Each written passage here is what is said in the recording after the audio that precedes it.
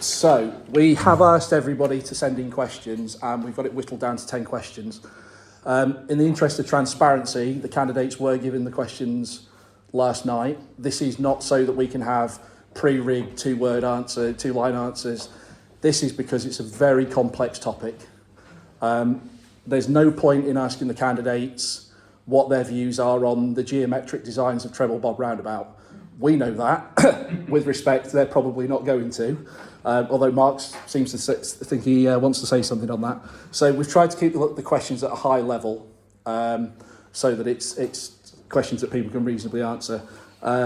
So first question, Jane from Balborough has asked, could you comment... Sorry, Doug, did you want any introduction from us first? I did. I said you were going to have 5 minutes each. I'm just... No.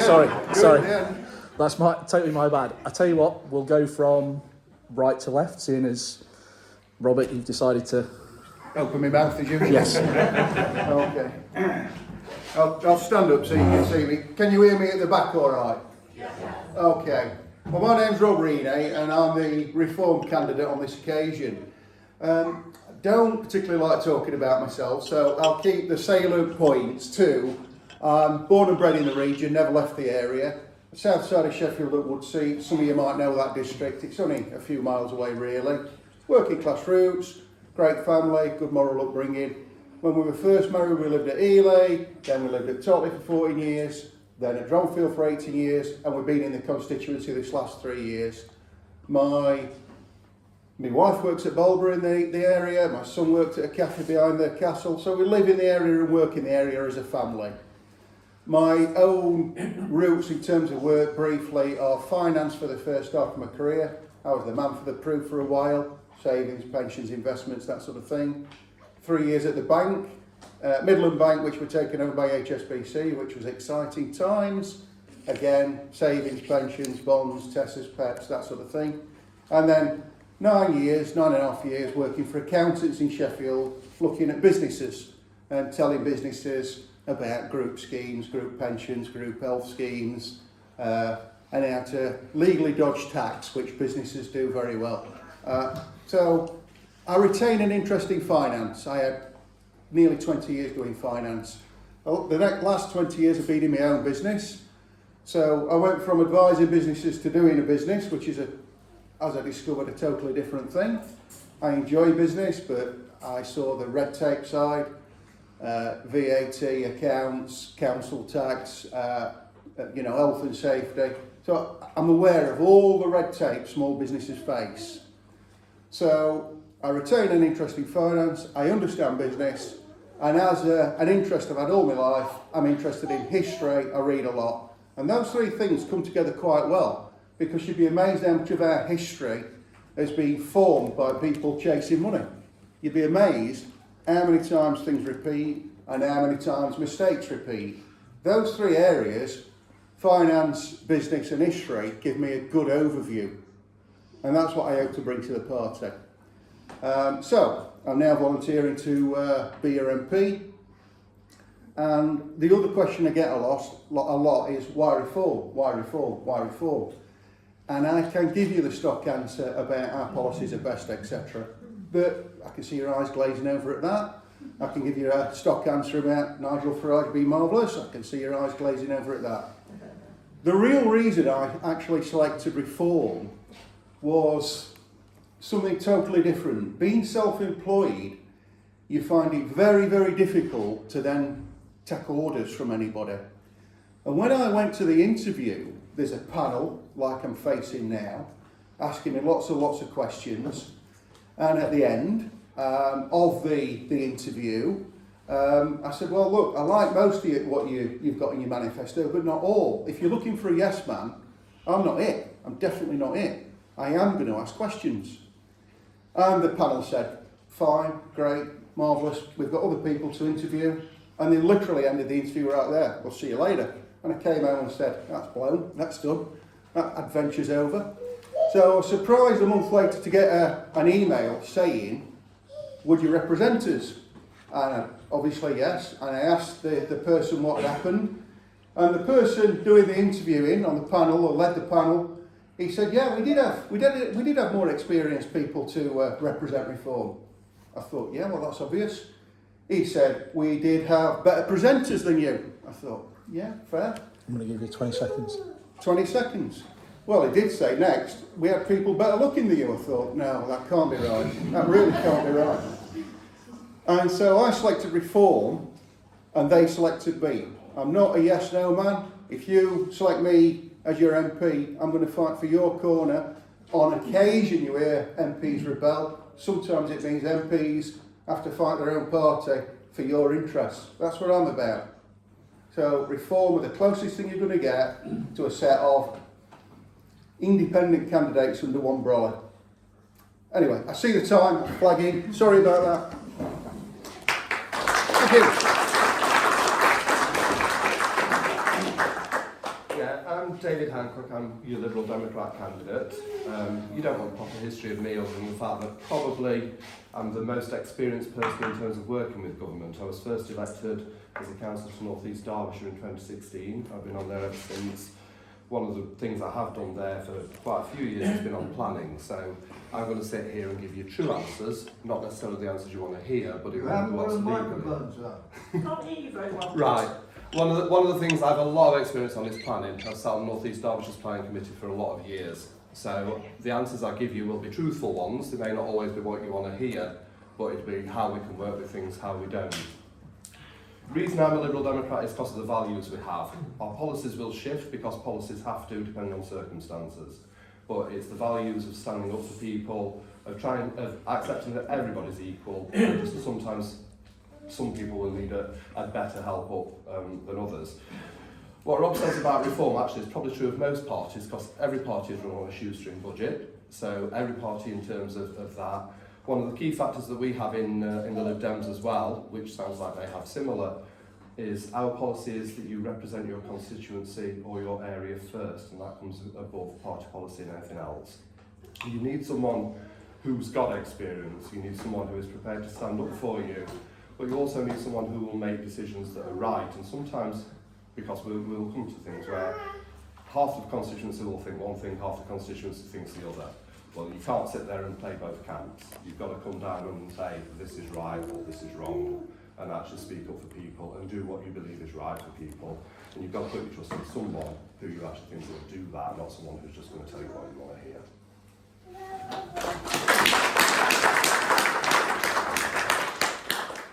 Oh, convinced. Hello, I'm David Kesterman. I'm a gardener and I'm interested in climate change, or very concerned about climate change. That's what got me to join the Green Party in 2015. The first meeting I went to, they said, oh, Vivian Westwood's given us loads of money to stand candidates. Will you stand for Parliament? It's my first meeting. So anyway, this is 4th general election. This Clown Garden Village proposal is an environmental issue. It's building rubbish homes on greenbelt land. We need greenbelt. We don't need luxury homes, right? So that's the base on it, and it's driven by greed. Not all political parties are poorly funded. Some political parties are well funded by developers, which puts them in a conflict of interest. I think what I bring here to the fight, because last time I spoke in this room, stood up, it was the fight against fracking. And I stood up here leading the fight against fracking, and they were going to drill in Barbara, and they were going to drill in Marsh Lane, and they were looking to turn Bolsover into a gas field. And we were up against the government and the country's richest man, and we won. We beat that on planning, so I know a fair bit about the planning law and planning appeals, so that's what I bring to the party. But I think we'll find that the Green Party is all its policies. We've got detailed housing policies that go against huge developments on Greenbelt, that talk about filling in the gaps inside villages and building in the cities where we need them. This development is just a subsidiary for the M1, and it brings nothing to the community, it brings nothing here. And I'm really pleased to hear you're linking up with the other groups, because this is what we did with fracking. There was Barbara against fracking, Clown against fracking, Marsh Lane, and you get a broad base, because they'll pick you off one by one, the developers, and they've got all They've got the ear of the government and they've got the money, but if you can make it on the ground uneconomical for them, then you can win this. So I'd like to help unify.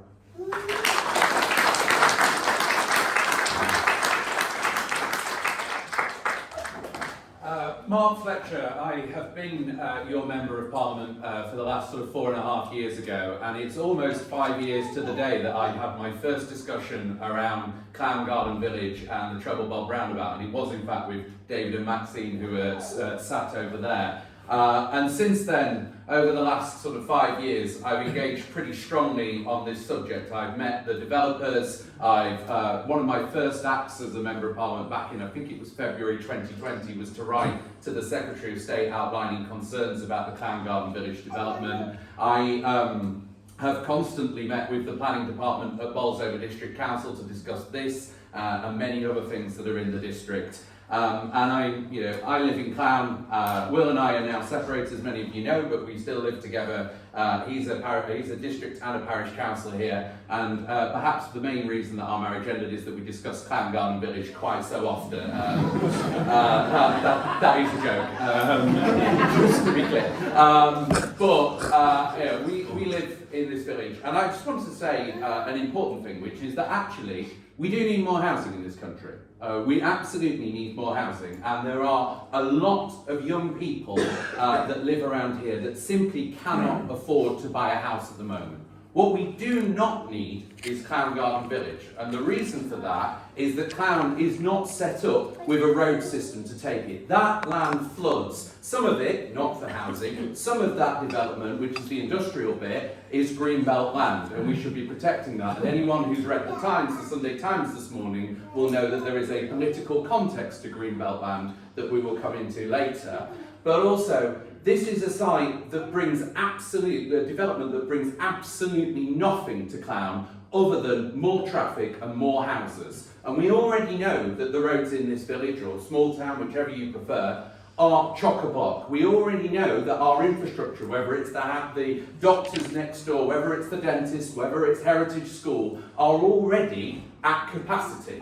And so we are over and over again seeing housing developments that do not bring the requisite infrastructure that you need to go alongside it. So I'm very happy saying we need more housing. And by the way, the Bolsover North development, which is also in the local plan, is pretty much the polar opposite to Clown Garden Village. This was meant to be 1,500 houses. It's now 1,800 houses, none of which the developer wants to build that are affordable. No affordable housing. Even the council's own independent assessment thinks that that is absolutely ludicrous, and it should be at least 10%.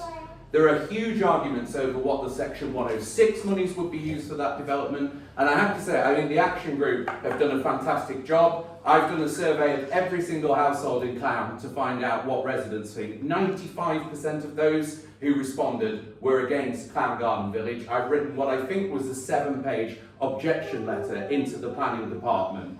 We can actually win on Clown Garden Village because there are so many problems with this development. There are so many issues to overcome, and I'm sure we will go through them in the questions. But from my perspective, Clown is an incredibly special place, not only because it's my home, but because it's the community that have adopted Will and I. It's the place that we feel the most at home. And I think that it would be, perhaps not ruined, but certainly incredibly damaged by Clown Garden Village. I've had 5 years of opposing it, and I will continue to do so because it's not sustainable, it's in the wrong place, and it will not help the residents of Clown. And not for nothing, but the Ark is sat over there, the officers of Bolsover District Council, it may as well be on Mars. They have absolutely no interest in listening to residents. And let us address the elephant in the room. There are 4 candidates here.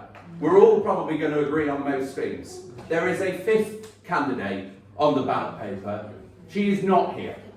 That party is not represented on this ballot.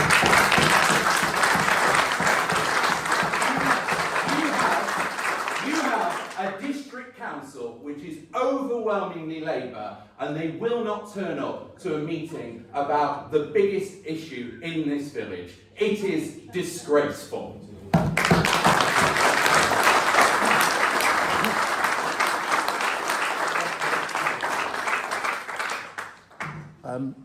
I think we're going to break some eggs. Thanks everyone. We've got our 10 questions. We'll try to get through them. So we're going to go straight into the first question. Jane from Balborough has asked, could you comment on the fact the Conservative-controlled County Council agreed funding and the road plans for Treble Bob Roundabout, which allowed the application to come back to the planning, and if you're elected, set out what actual powers you will have as an MP to stop this planning application and deliver on campaign promises? I think probably we should go to Mark to answer this first. Calm down now. Look, the County Council is one of the statutory consultees that you have to discuss as the Highways Authority. So there are various things, whether it's the Water Company or the Highways Company. In fact, National Highways is involved in this as well. Derbyshire County Council operates within certain parameters, as does any county council, in regards to housing developments. Now, the main issue when it comes to the roads network on a sort of a wider Clown Barbara basis is Treble Bob Roundabout, because in 2018 and 2019 that roundabout was already over capacity. And one of the problems has been that a whole load of new houses have been built down towards Maston Moor as well, which falls under Chesterfield Council, but unfortunately no monies was put in to Treble Bob Roundabout or the road network there. So the number of cars has actually that use Treble Bob Roundabout has gone up. Now, the helpful thing is that during COVID and since COVID, the traffic figures seem to have gone down again because some people work from home, but it remains over capacity. And the reason why Treble Bob is significant is because the amount of traffic that comes from the M1 over towards the A1 or in that direction towards Cresswell. And effectively, if Treble Bob backs up, it becomes a significant blockage to the M1, which then becomes a national issue. So Treble Bob Roundabout needs to be fixed. I would argue, separate to Clown Garden Village, Treble Bob Roundabout should have work undertaken anyway. Anyone who lives in Marlborough that's tried to cross that roundabout will know how dangerous it is. I think there were 3 or 4 accidents in my first 4 months as an MP. Which is before COVID hit. So it is a significant problem as a roundabout.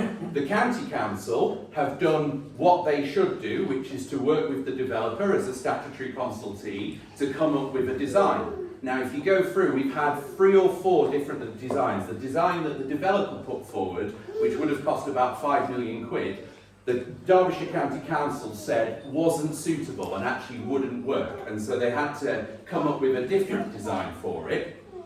That design is now accepted as workable, but Derbyshire County Council, as a statutory consultee, are absolutely clear that there are significant concerns around Clown Garden Village, above and beyond Treble Bob Roundabout, and that they think the development will cause serious issues to the road network. There are a number of other statutory consultees who have concerns as well. But if you look at Treble Bob Roundabout, in and of itself, it still needs fixing, and incidentally, back whenever the Levelling Up Fund was created, I think it was 2021, it was suggested to me by Bolsover District Council that we should put the redevelopment of that roundabout forward as our project for Levelling Up funding. You can imagine how impolite my response was. To me, that was a way of trying to get the developer off the hook, because Treble Bob Roundabout and the funding of it was, on the first planning process, the biggest issue. The second part of the question, if I recall correctly, Don, was around what powers do MPs have when it comes to the planning process? And the short, simple answer, on paper, is none. I'm not one of the statutory consultees. I'm not, or whoever is the MP, will not be someone in and of themselves that can make a decision around Clown Garden Village or any other development.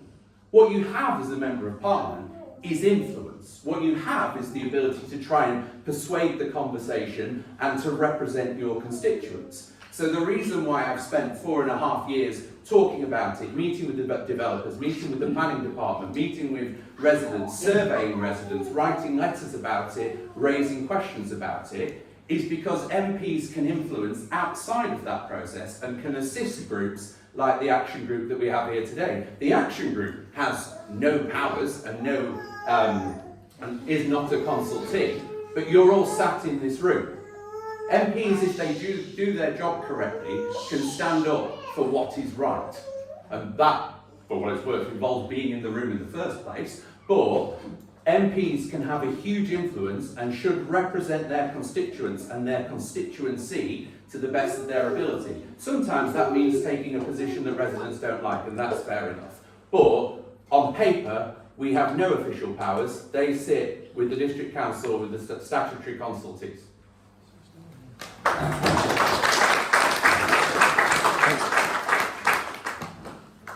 I'll try and be a bit shorter. Okay, to sum up, what powers do you have as an MP on the planning process? Very little. If you're an opposition MP, virtually none. With the fracking thing, I worked with the Tory MP who met with Boris Johnson and explained to him that putting fracking wells in conservative marginal constituencies would lose them constituencies, and that's why they acted. Not environmental concerns, not earthquakes, nothing. A political action. Now, we're very difficult here with Clown Garden Village to make it a political hot potato because the Conservatives as a party have always pushed for much more development on much larger scale, and to make an exception here would put a lot of things out. Labour are talking about garden villages. I'm not sure where they stand, but to be honest, your best ally would be an MP of the governing party who's not here. I believe her invitation was withdrawn. I'm not sure. I don't want to go there. We can cover that later. Of course, if you've got a Green MP, Clan Garden Village would be toast. It's so against everything we believe in. We'd stop there, but that's quite a reach. But the other thing you've got with the thing with the Treble Bob roundabout is this is what's happening with road building. You build more roads and that moves the problem down to the next road, down to the next roundabout, down to the next roundabout. And this whole thing, the Green Manifesto says no more new road building. Repair what we've got, yes. Repair potholes like crazy. But don't build any more roads, build public infrastructure as well. You know, where's the rail link to Clown? You know, where is the public transport that could then allow, because that's how you actually solve traffic problems on the Treble Bob roundabout, is get people out of their cars and give them alternative. So that's the future way round for it. So that's how to deal with Treble Bob roundabout to get less traffic. And your MP, they have no specific role in the planning process. So you just need someone to fight your corner.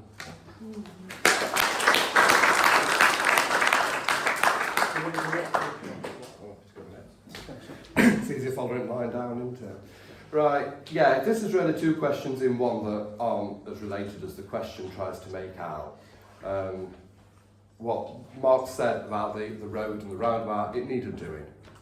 It was a totally separate issue. It's still not right, and it never will be because of the volume of traffic that's going on there, but it's certainly not related to the Garden Village. I mean, I put together our party's opposition to Clown Garden Village. The problem that you have is in the local plan now. So it is going to be much harder to do anything with it. Mark's absolutely right, as an MP you have no powers, and the reality is you want decisions on planning made at local level. The problem is if you elect people who don't know what they're doing, that's when you get decisions like you've got right now. If I was elected MP, I disagree with what Dave said, because actually you don't want an MP from the governing party. You've got Labour running Bolsover District Council. All the projections are going to show a Labour government. You do not want somebody who's just going to be a yes person elected to represent you. You want somebody who will oppose them, but who has the maturity to work. Because the only way to get any changes here is by working with them.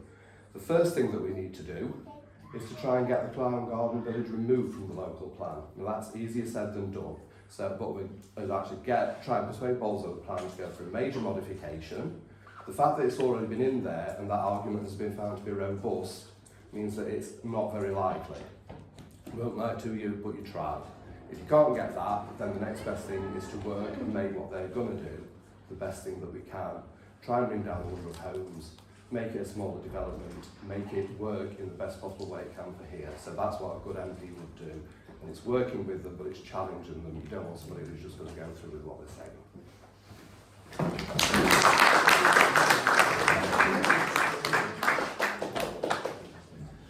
Well, I'm glad to go last. There's been some great answers, and I could just say what he said, what he said, what he said.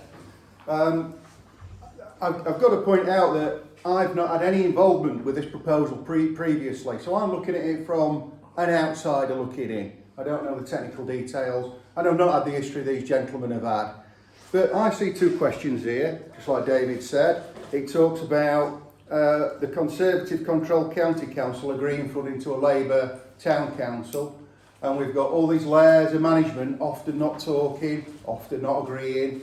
We've got a mayor now, we've got a policing crime commissioner now, we've got parish council. There's layers and layers and layers of management, and often not communicating well and not working well. As an MP, these chaps have pointed out that my powers to resist this would be fairly minimal, and I believe that that is correct. However, from a commercial aspect, we have the arguments that are put forward about the roads and the treble bob roundabout and the planning faults there. They're all great angles to go in. But I was present at the Creswell meetings, and I listened to our local council. I listened to Mr McGregor, who would not take any questions from me at all, would not even allow me to ask a question in a public meeting. And when a member of the audience said, Mr McGregor, will you answer our MP's letter who's raised concerns? I heard him myself. This is not second hand. Mr McGregor said, I'm not answering any questions from any MPs. I don't care what party it is. We decide. And so what we've actually got here is a town council who are a law unto themselves. They're not interested in what I say. And by default, the way democracy works is if you've got a problem, you write to me and I write to them. He's already said he doesn't want to hear from me, so he doesn't want to hear from you either. And I sat in those meetings and I saw how disrespectful he were to the members of the audience. So we've got a council on our hands here with a proposal, and it's much bigger than Crown Garden Village. Actually, there's 3,200 at Creswell, 1,600 at Bolsover, 650 at Shad, 8,400 houses they're planning in the next decade for this constituency. 8,400 houses is on that proposal. And we've got a council who are determined to ram it through, choose what may. I'm commercial, I don't like that. I'm going to get down to Westminster and I'm going to kick a stink up about this. Good. And I would want to put them in special measures based on their attitude alone. If I can't do that because it's an incoming Labour government, I'm going to ask for an audit. Let's throw a special and let's find out what's happening with the money. And if I can't do that, I am going to actually look at the form and the style of the proposal. It's way over top. I have got zero powers on the size and shape of treble bog roundabout. If that's, in a way, this question's actually asking, who's wearing the trousers? That's what that question's really asking. Yeah. Who's wearing the trousers? Yeah. And unfortunately, as MPs, all we can do is object. But we've got a rogue council here who aren't listening to objections. They're not interested in me, and they're not interested in you. Yeah.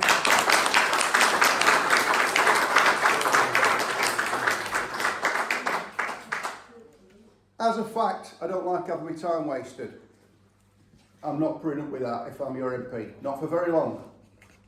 So we will be at loggerheads immediately. I'm ready for that. You need to decide whether you want somebody who's going to fight your corner or somebody who's going to try and work with them. I don't think Mr McGregor and gang are workable with. No. Anyway, I'm sorry I haven't got technical responses for you. People sit on the fence. I'm against this proposal and I want to explain why. But I'm conscious of time and I'm going to tell you why in the following questions. Thank you.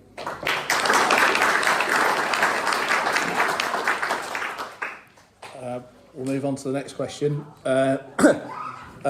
David from Clown has asked, small pieces of greenbelt have been selected by Waystones and Bolsover District Council to be used for building on. They aren't building houses on this land, they are building a hotel, warehouses and roads. Millions has been spent since 2013 or before that sorting the old Colite site, and there are now empty warehouses down there that are being built over a year ago. Why does Clown need a third hotel and warehouses? Do you want me to? Is it we're going I'll tell you what, we're going to stir it up. I'm going to go to David first, and then we'll go to David, then to Mark, and then back to Robert. Oh, good. That's great. Right there, answers. I'm just going to pick up on the last point that Rob made. It's all right saying you're going to do this, but if you haven't got the powers to do something, nothing's going to happen. So bear in mind, you can stamp and you can scream as much as you want, it ain't going to change anything. You've ultimately got to work with the hand you dealt. In terms of this one actually is a much easier thing to object to. Greenbelt, there are specific reasons when you can build on it. That is, if you're putting some affordable housing on there, if you're building on something that's there, or if you're wanting development, is when it's for agricultural purposes. So the proposals that are here do not fit the national policy for building on Greenbelt. Simplest one in the world to object to. When it comes up, whoever is your MP, I would hope will work with you to put that objection through, to get that through, and they can be fought without any real issues at all. So, straightforward answer on that.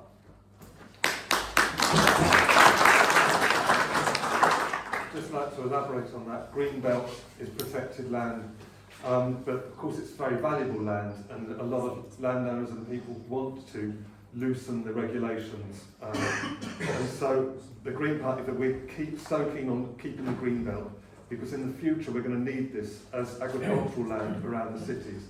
The best way to grow food, because we need to start growing food more locally, is to grow it in rings around cities like they do in Copenhagen. So that's why Greenbelt is so important. You know, you can't go back. Once you've built on this land, you can't go back.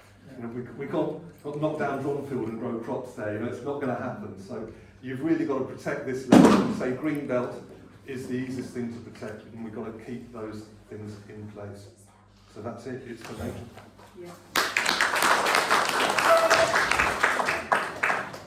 Yeah, so the bit that is Greenbelt is sort of towards the end of Booton Lane, and under the planned development, effectively where you would turn right coming from Marlborough into Booton Lane, that becomes a roundabout, and to your left is the bit we're talking about now, where they want to build warehouses and a hotel. I'm not sure that is quite the welcome to Clown that we all envisage. Actually, when I met with the developers about this and asked them why they were being quite so stupid, and actually, I think it's important. I don't necessarily agree with Rob's approach around how you sort of deal with this situation, because if you look at the council, you have councillors, you have officers, you have other parties, including the developers. And actually, as an MP, it's important that you speak to as many of them as you can. It's important that you try and use your influence, and just sort of being antagonistic on a permanent basis usually isn't doing your residents justice, because you need as much information and to use your influence wherever you can. If that doesn't work, then by all means start throwing your toys. But that's been my approach over the last few years.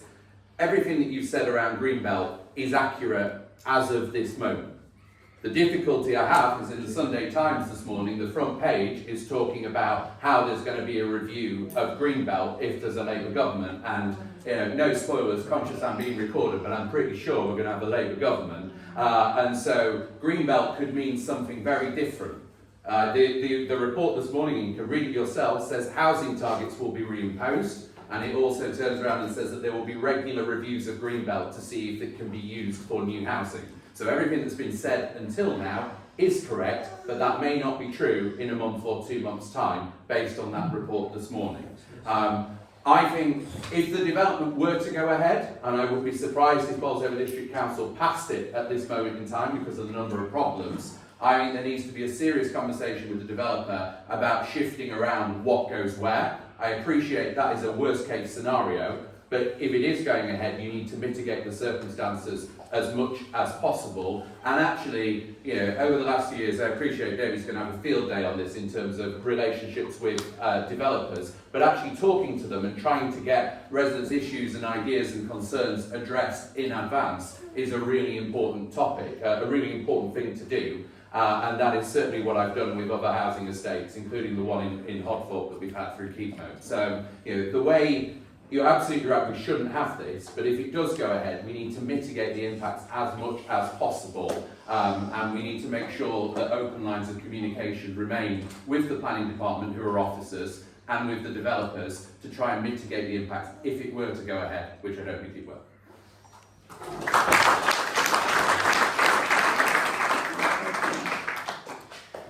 Okay, ladies and gentlemen, remember I'm looking in from the outside, and the comments these gentlemen made regarding Greenbelt are quite correct. And Mark's flagged up the fact that the political landscape could change, and there is an article in a paper from a few days ago where Labour have said they're going to concrete over Greenbelt. I read the Bolsover development plan, which is online.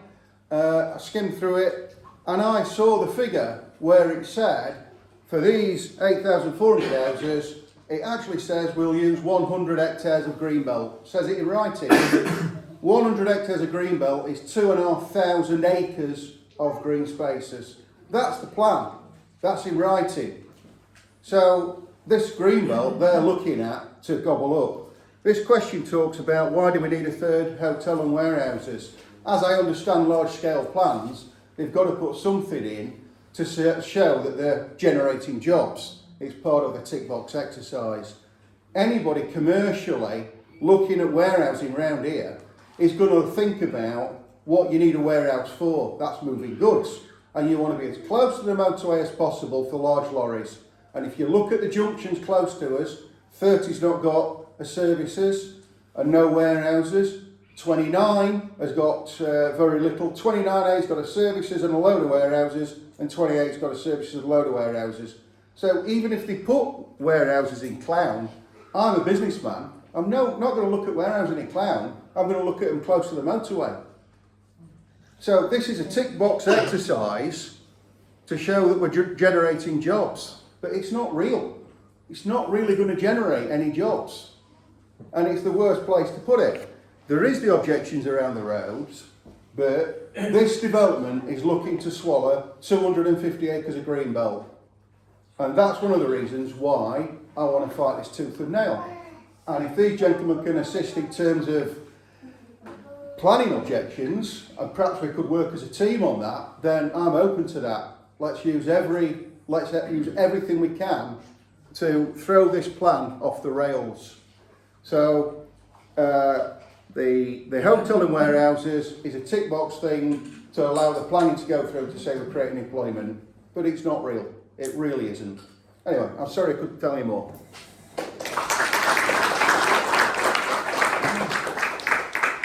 We'll go to our next question. Laura from Clown has asked, over 2,300 people are waiting for social housing in this constituency.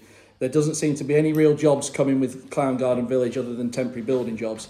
How is Clown Garden Village going to help people get homes and jobs? We'll go to Mark first. Well, if you've got £400,000, then you'll be able to get a house there. That's the sort of development that we keep approving. In terms of those who are at the bottom, this development won't help them at all. Look, I don't think any of us are here to sort of defend the unsuitability of that development. I disagree with sort of a couple of Rob's points there, just on the basis of if you look where the warehouses are and the proximity to the motorway, that's sort of, prime location in terms of the links over from the top of the M1. So as a general point, it does make sense and is no worse than the Coalite site for motorway links. But actually as well, if you look at one of the big issues I've had over the past few years, between the M1 and the A1, we have all sorts of things around us for sort of tourism potential, but actually one of the chronic difficulties that we have in that corridor is a complete lack of accommodation. We really, really struggle when it comes to hotel accommodation. That's not to say it should be in Clown Garden Village, but we do need to build more hotels in this area. However, the specific question is what jobs and how does it help people on social housing? And the answer is, it doesn't really, does it? No.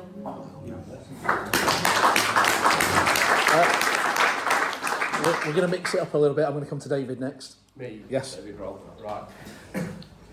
Yeah, I mean, short answer, there is no benefit. I mean, you find this with most large developments, your actual your employment is a temporary measure while the construction is underway. One of our plans, which we've been very open about, is that we would want around half of all building to be social housing, because we're finding all of these homes that are going up, they're for £500,000. People around here can't ever afford them. The people. Can I just make a point as well, that you just from By all looking at means. yourself, there's a lot of our demographic that are getting older. Yeah. So the type, I mean, I used to work in housing for about 25 years of my life. The demographic's changing, people are getting older, and we want more bungalows. You know, that is a thought. It's all right building these big, I don't know, detached 3-4 bedroom houses. We need to be looking to the future. The future is now here. Well, the older in generation. fairness, you've actually probably read the Lib Dems version of local plan. Because Sorry, can I just interrupt? I'm going to say we're not going to take interruptions from the floor. I'm not going to admonish Robert's wife. I'm going to remind Will that he's estranged and he can't interject on Mark's behalf. And David, you didn't bring a +1 and you didn't bring a +1. So No, I can't yeah, control. but we're not going to take any more interruptions from the floor, because we've only got a couple of hours and we need to crack through the questions. But your point is valid, because you've got to shape around your demographics. And of course the thing is, if you've got someone who's living in a 3-bedroom semi who's getting older, they may want a bungalow. You're then freeing that 3-bedroom semi up for a young family to move into, and keeping things within. But we still need to be building affordable housing, moving people into existing one. It only covers the thing so far. Having the expensive stuff doesn't go there. Town Garden Village, yeah, it doesn't offer. It gives people's homes, but I'm conscious of the other questions that we've got, so some of these are starting to blur into one. But the reality is, it's allowing people to move from down south. They're the ones who can afford it. They're the ones who will move into it. And people around here are just going to struggle. So, yeah, it's a transitory nature, and it's looking at people to bring in new people into the area, but it's meeting no needs at all of what we've got locally. So, unfortunately, I can't give you a positive response to that. It's crap, basically. Got it? Although I feel your wife's answered the question on your behalf. And please leave, by the way. How is he going to help people get homes and jobs? Well, you're already heard the answer. It's not really. An old boss taught me that it's easy to criticise, but it's better to put forward an alternative. And there's another council doing a similar size scheme, North East Lindsey District Council, a few miles away, and they've got a scheme of a similar nature and a similar size. The thing is, if you look at their plan online, they worked in reverse. What they did is tackle the jobs first. So they've given an enterprise zone on food production, which is very labour intensive. They've put it next to the largest antique centre in Northern Europe. There's a market on the front, and if you look at the infrastructure they're putting in, it's a proper thing. Proper roads, schools, hospital, police station, fire station, shops. If you look at their proposal compared to this, chalk and cheese. They spent 10 years doing that, and they're going to put thousands of jobs in that area before they build an house. They've worked in reverse. And if you compare the two, this just looks like minimum effort. This is for somebody getting maximum profit, minimum effort. Now, I don't know who profits from this, but this is minimum effort for maximum profit. And as I say, there's alternatives. North East Lindsey District Council, great example, similar size scheme, makes this look silly. Look it up online, folks.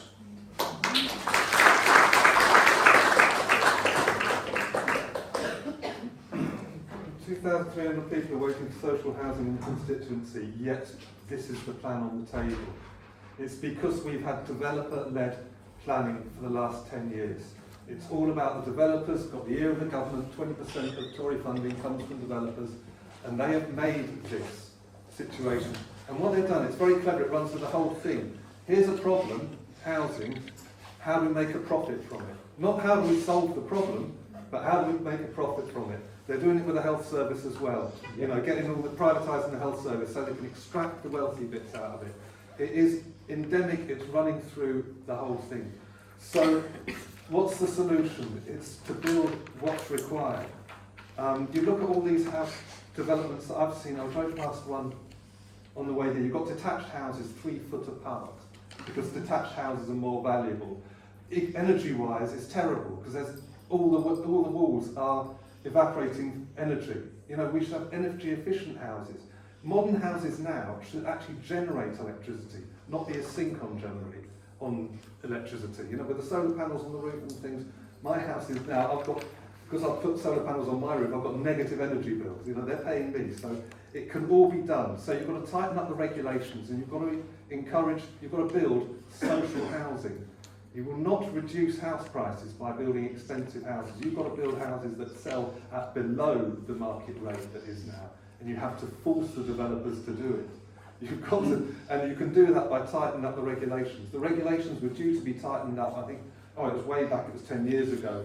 Conservatives got in and loosened up all the regulations, so they're building these terrible houses with no solar panels, with no energy on. If you put the proper regulations in, Waystone wouldn't go near it because there wouldn't be enough profit in it, because they're not after addressing the problem. 2,300 people on their social housing list, they're just after extracting money and building on our land to do it.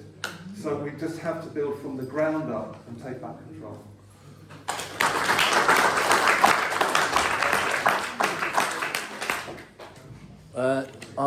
Our next question goes into probably a bit of local detail. I see that we have Alan in the audience who put the Miners' Memorial in place. So Andy from Clown has asked, why are the plans for building new roads on Clown Greenway and knocking down the old railway buildings and relocating the Southgate Colliers Miners' Memorial still being used by the council and the developer to try and get this application through? I'm going to let you decide amongst yourselves who wants to go first. I don't know, because the Greenway, it was an old concept which I think predated the Greenway, which is effectively, the old railway line. The initial shortcut, because Clown's roads are already at capacity, was why don't they build a road on what was then the old railway line, is now the Greenway. That concept is now severely out of date. Either the developer is so out of touch with what happens in this village that they haven't noticed that, or they think that you're all idiots and you won't notice it. Either way, it's not a particularly helpful thing. It's not a viable solution, and I quite like the Greenway. My dogs like walking on it very much. So I have no idea why it's in there. It shouldn't be in there. It's not a viable solution, and we just need to move on from that, and the developer just looks like an idiot.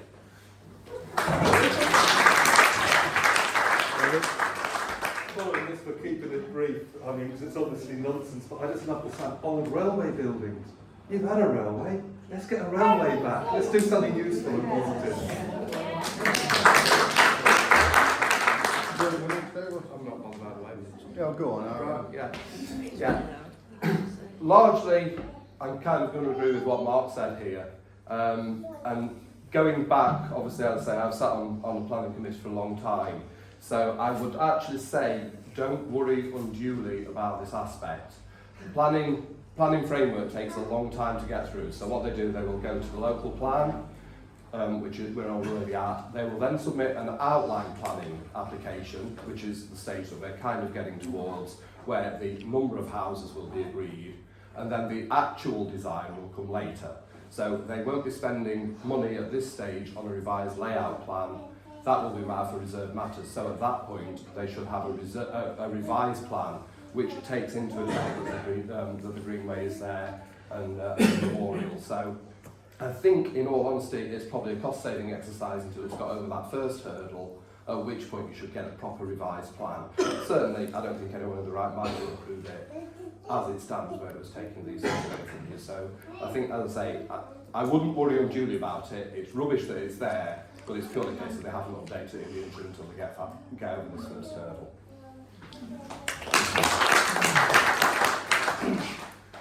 Well, this is where I apologise, because I can't really answer this question. It's what this guy said, this guy said, this guy said. They all sounded great to me. I'm sorry I haven't got any technical detail on this one. I did say I was looking for me. There was a tunnel project the other day that we'll have a look at. Tunnel, yeah, I'd love to go in the tunnel with you.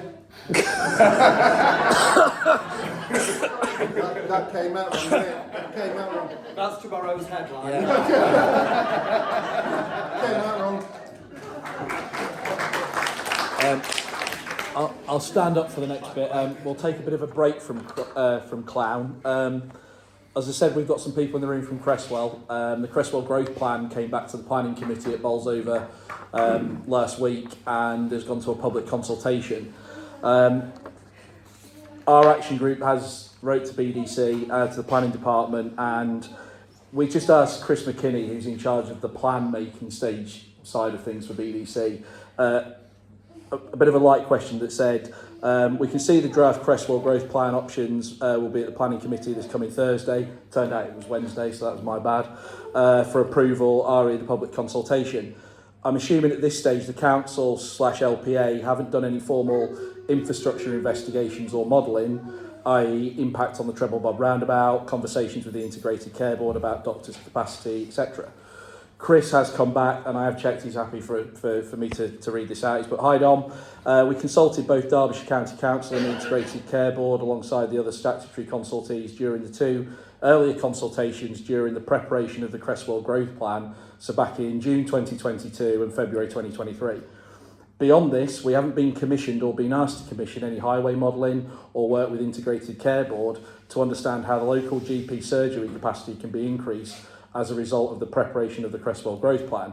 However, this is standard practice at this stage of the plan making process, as most infrastructure testing work requires specific quantities of development, such as, and I want to be clear, he's saying such as, he's not saying the actual numbers I'm about to quote, such as 500 new homes or 5 hectares of employment land, for example, to establish what the impact of the quantity of development might have on the existing infrastructure. Best wishes, Chris." So, we're going to do 2 questions for Cresswell, and I'm going to reiterate that I haven't edited the questions. You're all in the audience, you feel free to tell me off if I think I'm misreading your question. So, Robert from Cresswell has asked, how the hell do they figure Cresswell needs more houses? How has the council come up with the Cresswell having the land for over 3,000 houses? Won't Balborough, Clown and Cresswell be some sort of giant blob town if Clown Garden Village and Cresswell Growth Plan goes through? You need to be clapping, Robert, not me. Go to David first. Yeah, I absolutely agree with you. The danger of this is you're just going to end up with Clown City, or however they want to describe it, because it's going to be one place with all these suburbs, and you're not going to know when you move from one to the other. Sorry, I'm just reading the exact bits of the questions here. The beauty, to some degree, that obviously Cresswell have got that Clown haven't, is it's a lot further behind in the process. It's not yet in the local plan for it to go that far. So this is the time to start putting the objections together, working with whoever. And as I said earlier on, and I believe it's a big thing that politicians should do more of, is work together. I don't care if Robert's politics are different to mine. If we're actually trying to achieve the same end, then you work together and you help whoever. There's lots of technical arguments against this. A lot of them will be the same as we actually had with the Clown Garden Village, but it is a case that we're in a position where we can still fight this off much more strongly, get together and do it. It just isn't justifiable in any way, shape or form.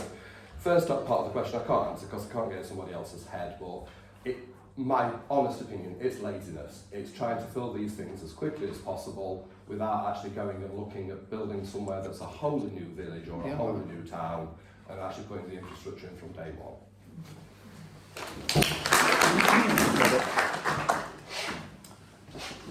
Okay, I'm back to making general points. The Bolsover development plan, which is online, actually talked about 3,288 houses for Cresswell, and the locations and photos of where they'll be built are all on there.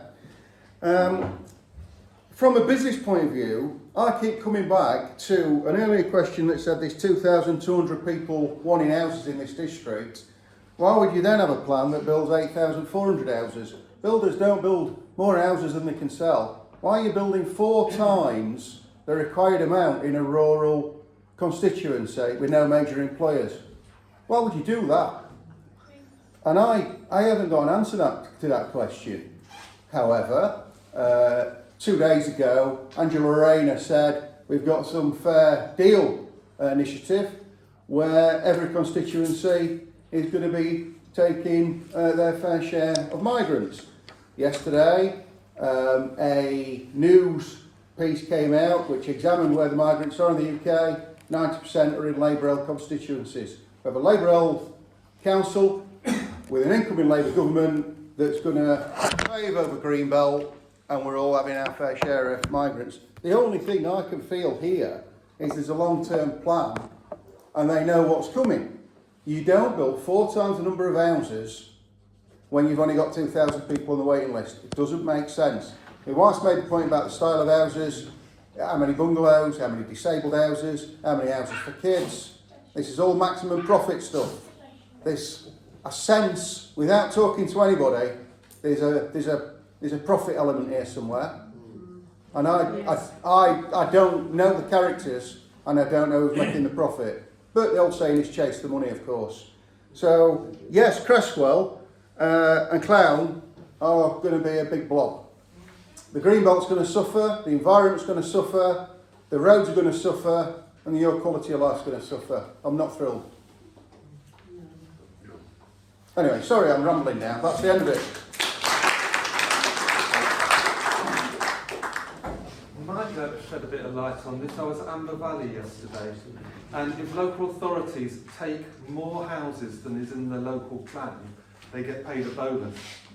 Amber Valley got £1 million for the local authority by taking 2,000 houses from Derby city centre. So instead of building in the city centre, where it should be nice and compact, they're paving over Amber Valley because the council's after some. I think that's slightly more likely than migrants buying up Clown Garden Village, I suppose.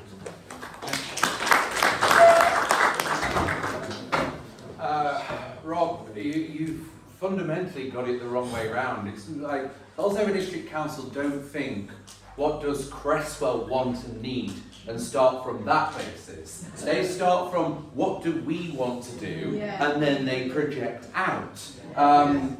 There has been, so the last sort of 20 to 25 years, the economic model in this constituency has been based on 2 things. 1 is building new houses, and 2 is building warehouses. They think that 1 creates jobs, and they build expensive houses so that people can zip out either on the M1 or the A1, or they can work from home and go to Sheffield or to Nottingham or wherever it is. There has been no fundamental conversation around the fact that our skills levels are the lowest in the East Midlands, and they have been for donkey's years. Our education rates are shockingly low compared to the rest of the East Midlands, let alone nationally. But rather than try and deal with the root causes of that, rather than try and create better jobs, and incidentally, Cresswell is at the top of what I would call a spine of sort of isolation and poverty on that side. So you've got Cresswell and Langwith and Shirebrook, and those are 3 places that have amongst the worst poverty in my constituency, or in this constituency. And there are real challenges around that, and there are ways in which you can deal with it.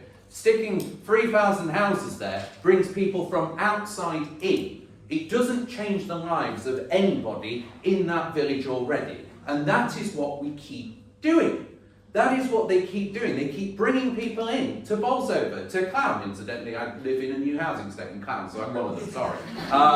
But it is bringing people in rather than trying to make things better for people who live there, rather than trying to solve the underlying issues that hold back our local economy. We have low wages and low skills, but we're not doing anything about it. We're building warehouses along the M1 to create unknown jobs. Sports Direct is the biggest employer in my constituency, which is not a point of great pride for me. But we need to try and tackle those problems. And not for nothing, but if you build 3,000 houses in Cresswell, that has an impact here because Heritage is the main school for Clown. Now, I will have a conversation, and anyone in Cresswell, I'm happy to have a proper discussion about what we need to do to create opportunities in Cresswell. What we need to do to bring investment there and jobs there. I will have that same conversation with anybody in Langwith and Shirebrook, because something does need to change in those areas. But 3,000 houses imposed by Bolsover District Council with no additional plan ain't going to change anything. And I will add one thing, which is I suspect Dom's suspicion, which is that the local plan is pretty clear. There are 3 big sites in this constituency in the local plan. There is Clown Garden Village, Bolsover North and Whitwell Colliery. Now, as I said, looking at the plans for Bolsover North, I actually think that, and I've met with the developers, I think there are some really exciting things in that. I think that will be really good for Bolsover. I'm happy to say that on the record, no problem. Whitwell Colliery, similar. Clown Garden Village, problem, big problem.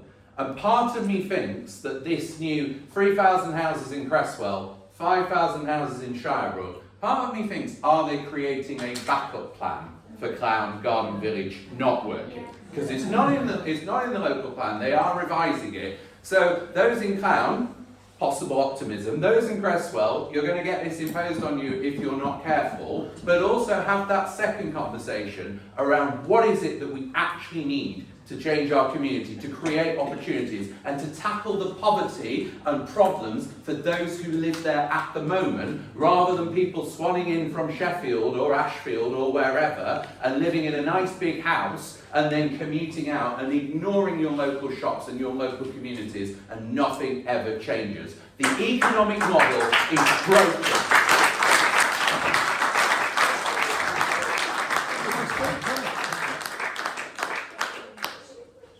We'll do our second question on Cresswell from Julia, who I see in the audience over there.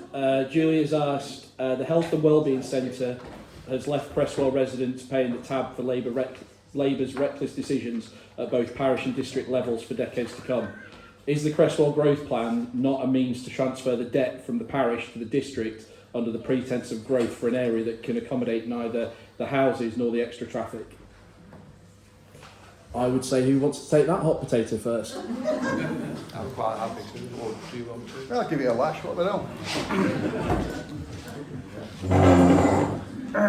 This is the leisure centre in Cresswell, I think we're talking about here, isn't it?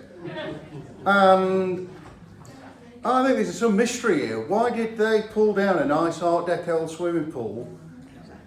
Exactly. Well, that's it. That's the end of the speech then. Yeah. And then give £1.5 million to a developer who immediately declared themselves bankrupt. I then had another developer working at the same offices build not a leisure centre. Basically, I drove past, a friend of mine's a builder, and he said, that's £500,000 worth that. It's a posh farm building with a glass front. How's it cost £1.5 million?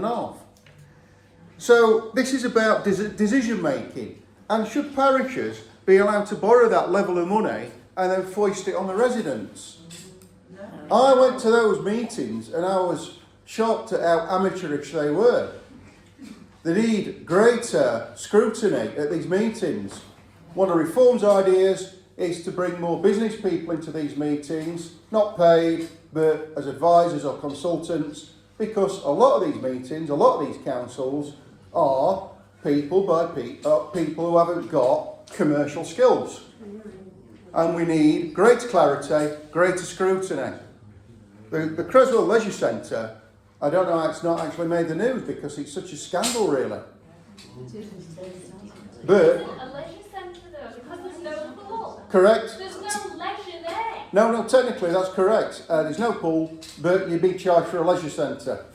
And I was astounded when an old lady stood up and asked the council.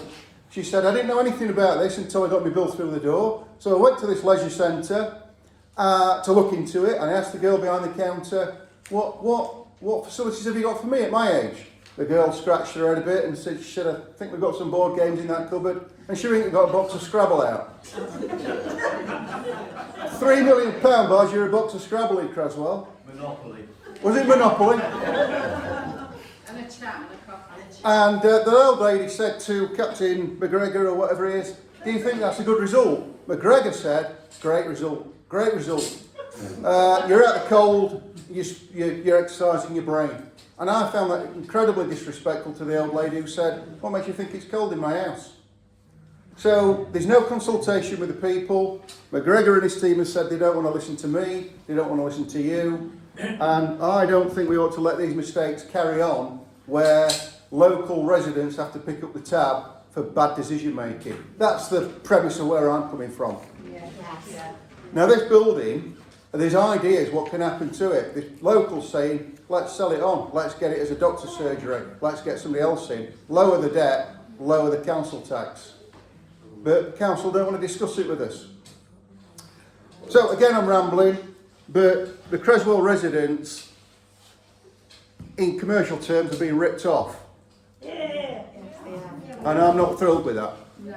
And again, I'm sorry I'm not technical. Over to my colleague. I'm going to go to David first because he's been frowning at me when I say David and go to the other David. What can I add to that? You've got shocking council, haven't you?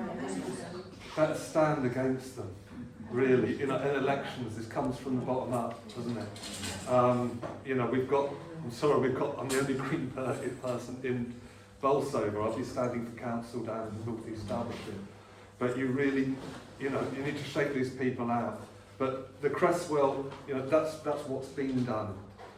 But you're brilliant, you're organising yourselves. And you can fight these things. These projects they can be beaten.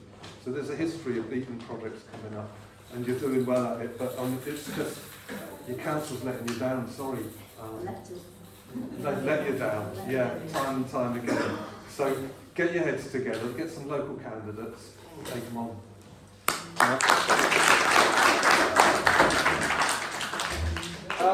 Well, if I answer the question specifically, which is it not a means to transfer the debt from the parish to the district? I don't think it is. I think that the growth plan is something much greater than the situation that's happening with the leisure centre or health and wellbeing centre or whatever it's called at the moment.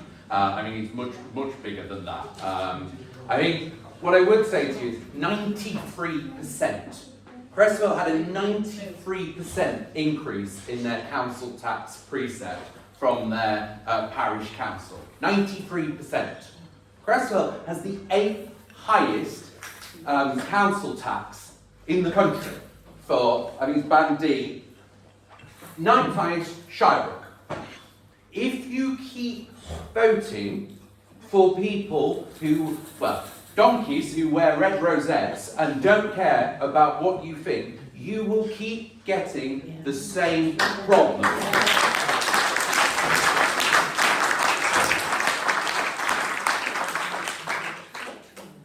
Do you know, first of all, I'm going to say I love all three of these because they've actually just said exactly what I said at the beginning about vote for experience and people who know what they're doing. Because it's when you don't that these situations happen. No, that's what I'm saying. They're not. They're really not with what they're doing, are they? Julia, who actually asked the question, to be fair, I think you're obviously a very logical person who's trying to apply logic to an illogical decision. And you're trying to make sense of something, right?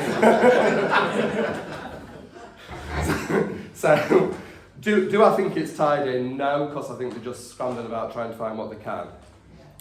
I've seen a very similar situation to this in Killamarsh, where North East Derbyshire District Council actually took over the ownership of the leisure centre from Killamarsh Parish Council, where everyone hoped it would reduce Killamarsh's council tax and the parish precept. It simply hasn't, because now the parish are paying through the nose to use those facilities.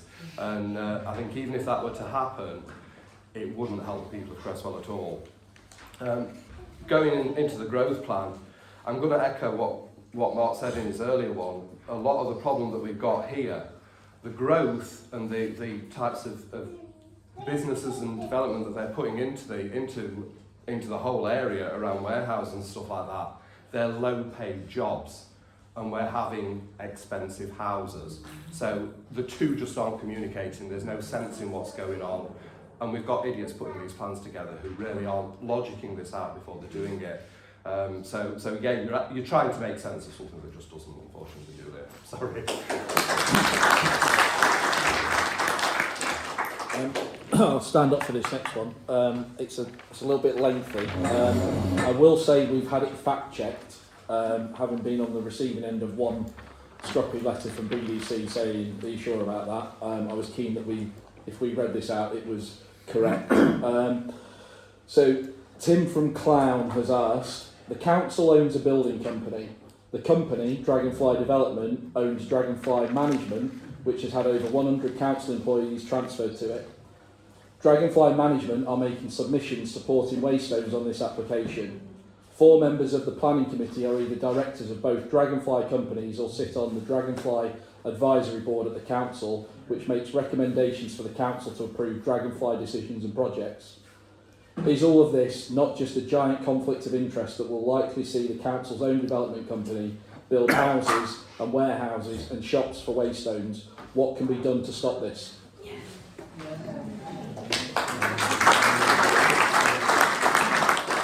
Again, it's Tim, not me. Mark, do you want to go first? Is all of this just a giant conflict of interest? Yes. Let's be clear. Now, I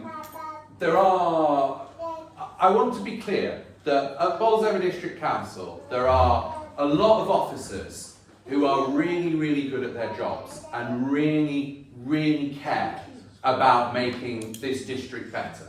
And I have always tried to differentiate them from the leadership of the council, because it is only fair that those who do their jobs to the best of their abilities and actually care, and some of those now sit under that Dragonfly banner, but they really care about this district and they really do want to try and make people's lives better. But it doesn't look good, does it? And it doesn't feel good. And I think it is worth reflecting on the fact that Dragonfly in its previous incarnation was a collaboration between a private developer and the council. If I recall correctly, the developer went bust, the council took over that bit of it, and that has made it even more complicated and has made the council incredibly hungry for projects to feed their own beast.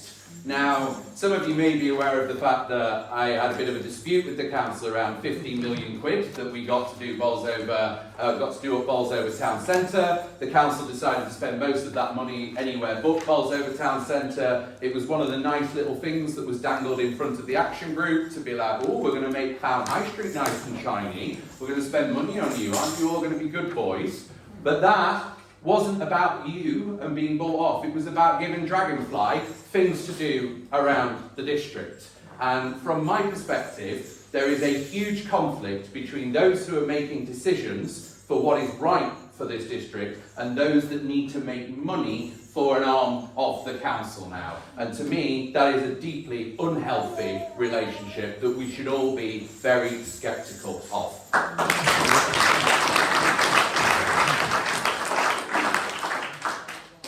Yeah, thank you, Tim, for doing the research and showing this company that's part council, part thing.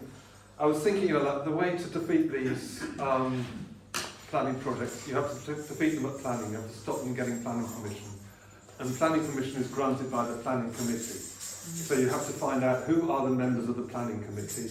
It's what we did with fracking. We divided them up with our committee. We said each person on the planning committee we made personal contact with, and we spoke to them to get them personally to hear our side of it, and we got enough of them to say, yeah, no, this is a really bad idea, going to vote against it, that we went straight to public inquiry. Ineos went, oh, we're not going to get it through planning, went to public inquiry.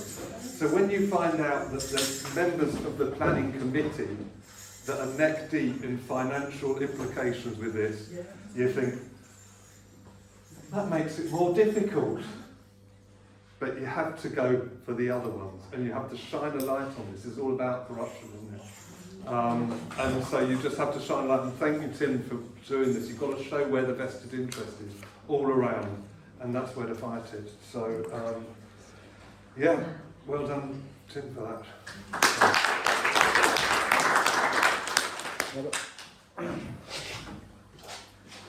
A moment to Mark, as an MP who says yes straight away. Good man. Well, we don't usually get MPs that say yes or no. Ask me on a date.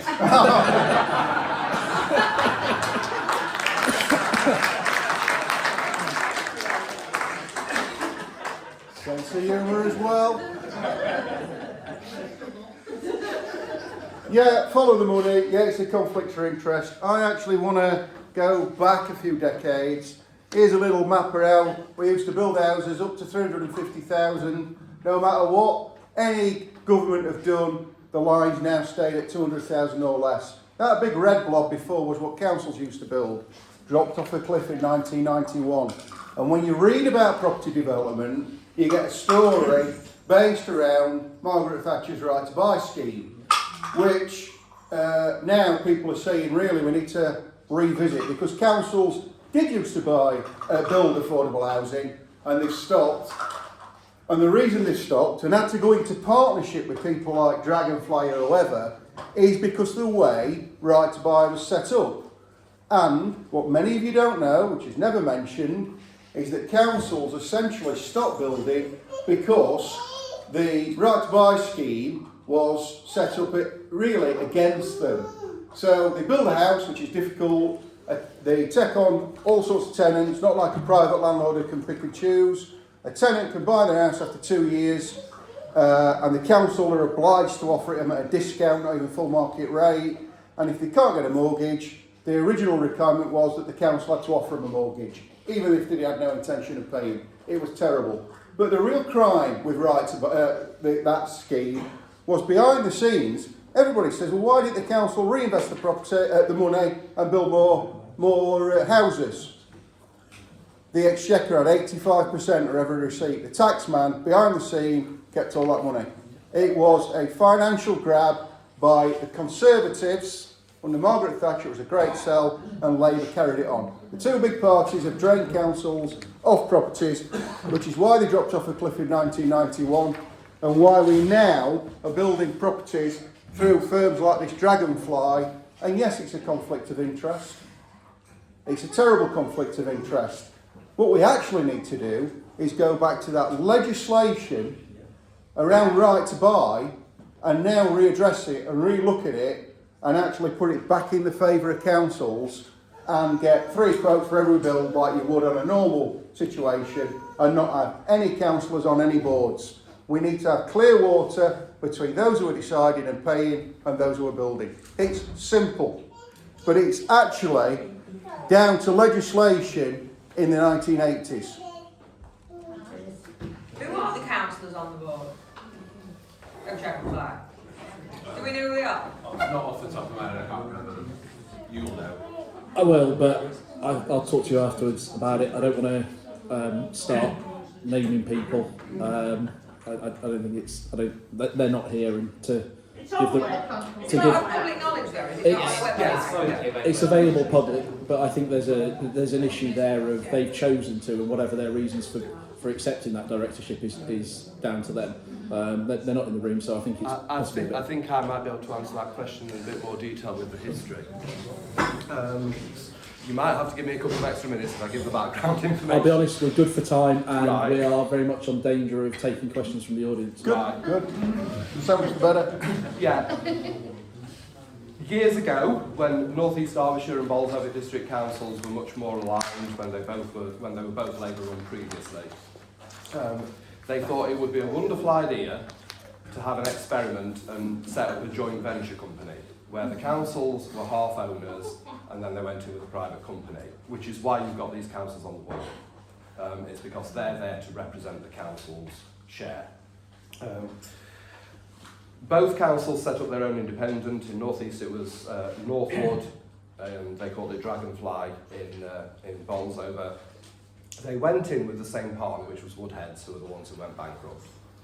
I told them at the time it was a stupid idea. I was proved right.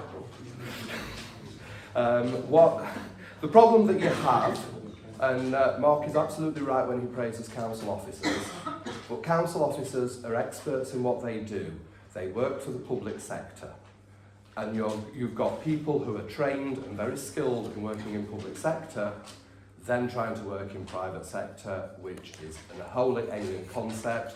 And I know some people, probably the one to my left here, will argue that councils should be run more like businesses, but they can't because they have statutory services to deliver, they've got to do that to budgets, and they've got to make sure they've got to be all things to all people. But one thing that they can't do effectively is to run a private business. In North East Derbyshire, when Woodhead went bust, it's like, no, we've got our fingers burned, let's get rid of the whole thing. They sold the whole of the neighbourhood on to another company, they've taken it over. Can you just clarify? I thought Woodhead went into voluntary liquidation. Well, yeah, but they went bust, yeah. No, voluntary liquidation Well- means they are legally obliged to pay their debt. Yeah, irrespective of whatever terminology. That we got rid, in North East we got rid of them. In Bolsover, they also got rid of them, but they continued the JVC. And they went obviously with a new company.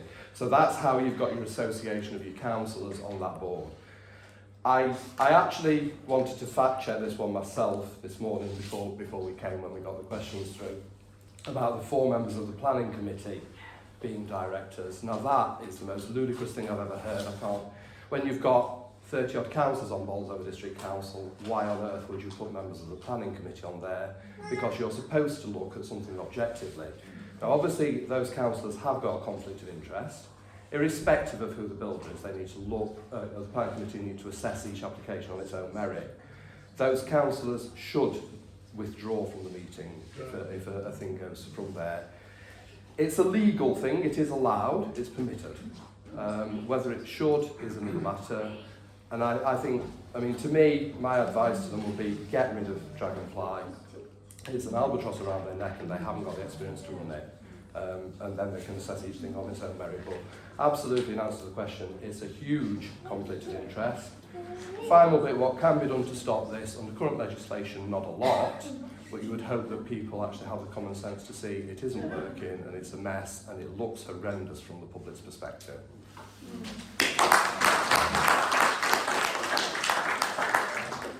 We've got 2 questions left. I'm conscious that a lot of the answers are sort of merging into the same, so I'm actually going to ask my own question and then we're going to wrap up with the question 10, which has been given to all the candidates. The planning system deliberately pits sides against each other. I think one of the things that, certainly when I'm doing interviews, I get asked over and over again, certainly by our colleagues here at the Derbyshire Times and from the BBC, is this NIMBYism? And it's like, the answer is no, but the planning system forces us to be on the opposite side from the developer. You look at, for example, net biodiversity. Our action group has submitted a very detailed survey of half of the site and been told by the developer's agent that because we meet net biodiversity, the 10% gain, it doesn't matter what species are in there, whether they're on European protected lists or not. If you look at Waystone's viability submission, there is £150,000 for the allocated for the border of the allotments. Now, Alan will tell you that £150,000 is probably going to outlast the next 50 years worth of allotments committee's expenditure. Never mind, what do you need to do with the borders alone? The underlying problem with all of this is you can raise it. You can send objection letters in. You can send letters to the council that says there are massive discrepancies here. Why have you allocated £500,000 for 3 football pitches, 3 sport pitches, when we don't have the room in Clown to actually accommodate 3 sports pitches? Are you going to put those sports pitches elsewhere? Maybe Cresswell, maybe up at the Oxcroft Centre. We ask the questions, and because the planning system forces us to be combative,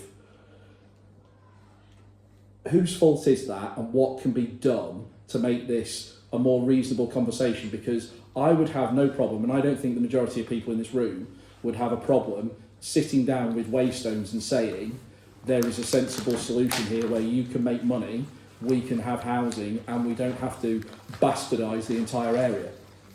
So whose fault is this that we can't get answers, and what can be done about it? I'll let whoever wants to go first go first. That's the way David glanced at me there. It's your problem. I've literally just spoken. I can do you on. I think I think there's a lot of skin in the game for everybody when it comes to the planning system. I think that what central government did, and this includes the Conservative Party, and it got rescinded, and now the Labour Party, according to the Times, are going to bring it back again, is impose housing targets and housing figures, which didn't make reference to an area outside of if you're an area of outstanding natural beauty or a national park. I think that was problematic. I think there's a problem insofar as councils well, certainly this council have often seen residents as a problem rather than part of the solution. I think as a political class, I think there is a serious failure to admit some of the problems facing our country, one of which is a lack of a variety of housing and a lack of the right number of housing. I said earlier on, I'm not opposed to new housing. I'm opposed to this development for specific reasons. We need more affordable housing in this area. We need more housing, full stop. Now, the question specifically, and by the way, the public has some responsibility for this because you said this is not NIMBYism, and I agree with you on this development. But NIMBYism is everywhere. And more often than not, any group that I meet that wants to talk about housing says, we're not NIMBY's fault.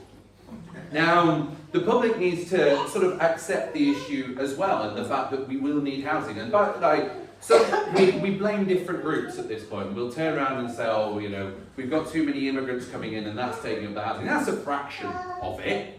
What we've actually got is a lot of couples that separated and that live separate lives now, so that's 2 houses rather than 1. We have much more independent lives now. People tend not to live with their parents anymore when their parents are elderly. We have a very different lifestyle, and we don't have the housing stock to meet that particular issue.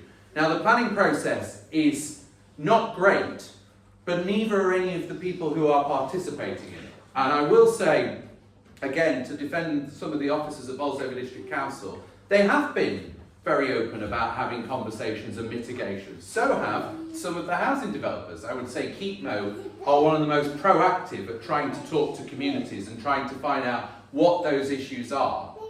But we all need to be a little bit more grown up and not get to the point where we're all throwing our toys out the pram. And unfortunately, I mean every single person in this room as well. It's not just the system that's failing, it's the conversation around what the problems are to begin with that fails as well. And we all need to just be a little bit better and focused on what we actually need. And maybe at that point we can have a conversation about how we can change these communities and why, and it can come from the ground up.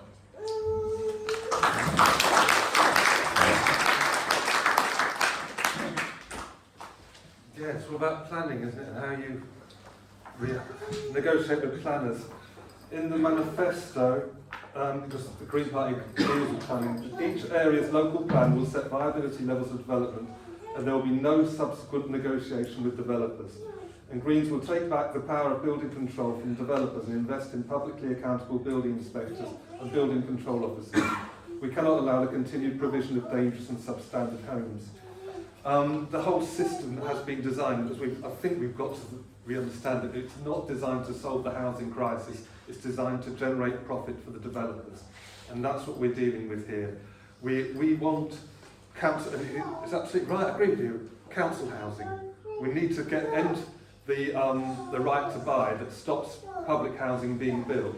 In fact, the Greens are talking about reversing that, where you give the councils the right to buy empty properties that have been left vacant for 6 months and then go into public ownership. But the question was, how do you sit down with developers? And I was within the odds. I wasn't going to sit down and negotiate because there was a no, you're not going ahead. And here you say these fields are not being built on. I'm not negotiating with that because we don't want any building on that field.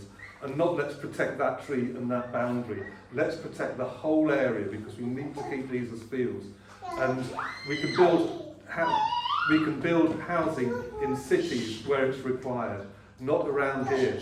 And I'm a NIMBY for every field in this country to stop them being built on because there's enough brown fields and there's enough room in the cities to house everyone affordably.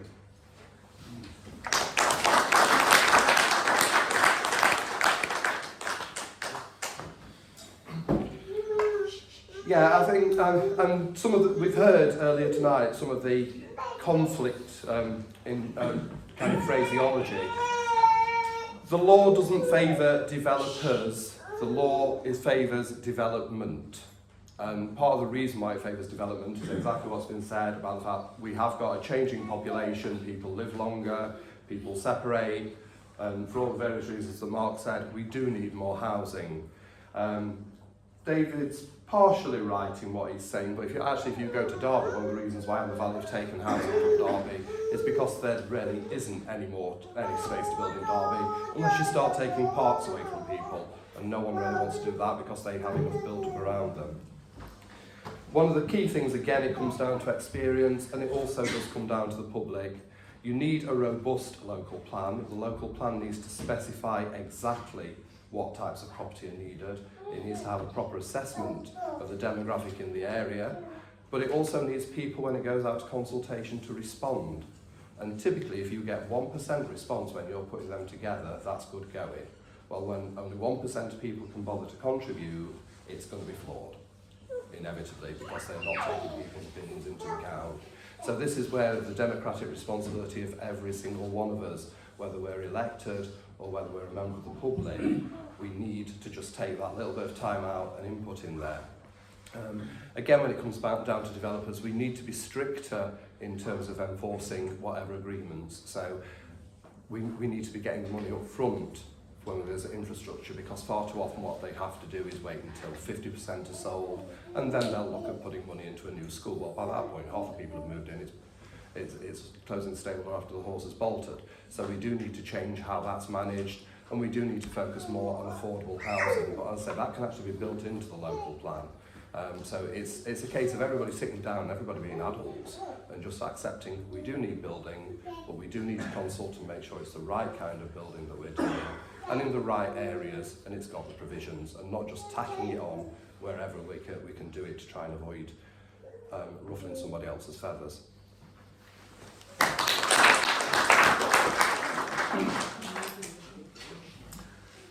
Slightly difficult question for me to answer because I'm not an expert on planning. I look at our manifesto or contract and it talks, like all the other manifestos do, that we need a review of the planning system. I think we all agree that the planning system needs some sort of review and streamlining process. But housing in this country, there's various triggers.